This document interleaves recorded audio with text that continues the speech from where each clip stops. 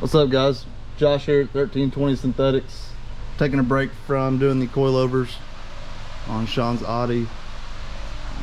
Had a bunch of distractions today between the internet getting hooked up, phone calls, and but I did get a chance to finally get the filter cut open from the Aisin transmission, and I figured I'd go ahead and touch base on some of the other things. So first and foremost, I guess we'll do about the filter first. I cut the edge of it off. Tried to not get the filter, but I ended up getting just the edge of the filter. I still had to pop it open with a pry bar to get it open. But for those that don't know, these are usually just a sealed pouch, and it has fluid, that's the suction side of it. This would be the side that goes into the transmission.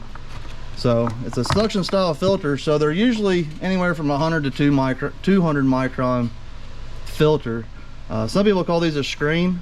It's definitely not that to me. This is actual like filter media, and it's rated at that 100 to 200 micron because it's on the suction side. You never want obstructions or anything slowing down the suction side of getting the fluid through the transmission to the pump. But interesting to note, I think this one had like 60,000 miles on it. This is the Mopar filter, which is practically identical to the one that Nissan says you have to use. But we did prop it open. It was sealed along there. So you'll notice that this side that we cut, on that side where we didn't cut, I'm sure you can see that there's a lot of metal shavings all throughout the edge of that filter. I'm sure if we dried it out, it might be a little bit more visible, but there's a decent amount in there. Nothing crazy alarming. I mean, you want to see some stuff in there, better in the filter than in the trans. But this is a real easy procedure to change out. There's 3 bolts holding the filter. It's an O-ring style, pops right out. Then there was 6, 12.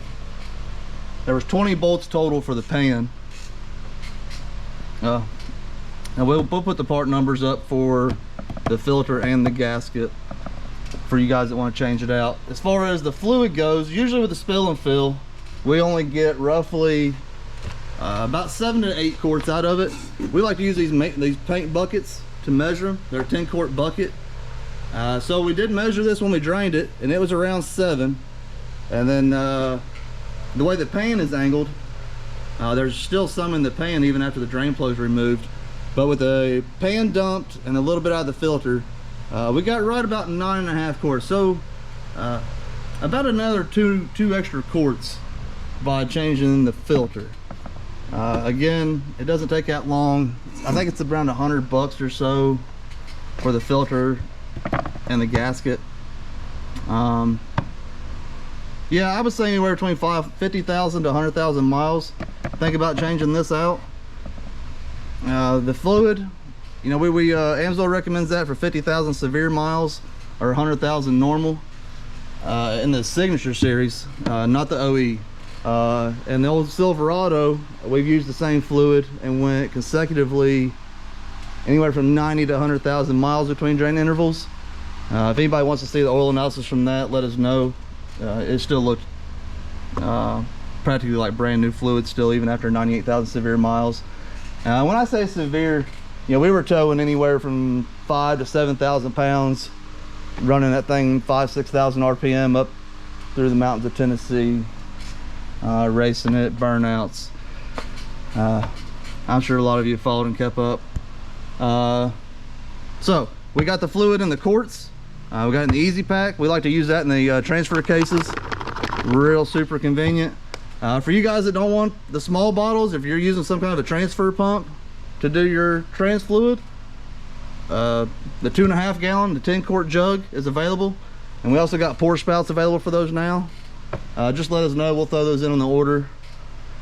The filter, so real quick on the thermostats for these Aisin transmissions, if you do the improved racing ENV 170 transmission thermostat with a spin-on filter, it's going to use the EAO 11. which is pretty much the same, literally the same filter used on the Trackhawks, SRTs. You can use that in conjunction with the transmission. It goes in line in between the transmission and the cooler, and you can change that out every 25,000 miles. Gives you an extra filtration on the transmission. Essentially, if you had this, you changed it often enough, this should never ever need change unless something catastrophic happened, hypothetically.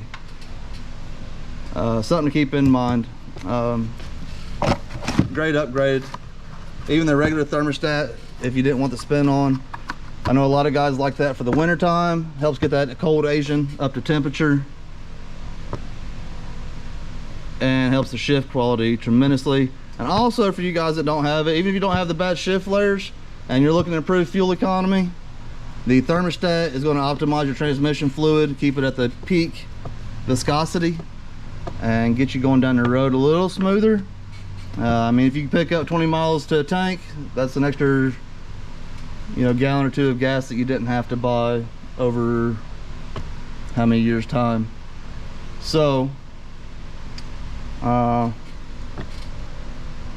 if anybody's got any questions regarding transmission stuff, like I said, we'll do a write-up with some part numbers for the filters, the gaskets. Yeah, if you guys got any questions, don't hesitate to hit us up. We're on YouTube, Instagram, several different Facebooks. Yeah, thanks for watching, guys.